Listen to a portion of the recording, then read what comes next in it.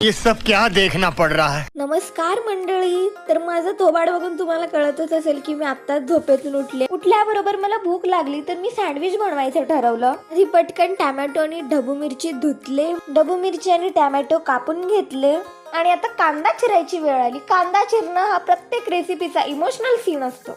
ते सगळं चिरून झालं, मग त्यात आता मायोनीज घालायची वेळ आली तर ते मला झाकणच काढता येत नव्हतं.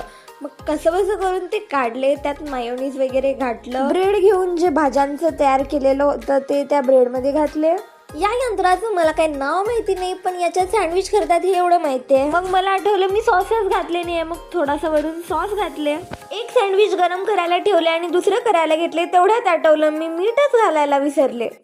या सगळ्या गडबडीत मी त्या सँडविच कडे बघायचंच विसरून गेले आणि इकडे बघते तर काय नशिबान थट्टा आज मांडली माझ्या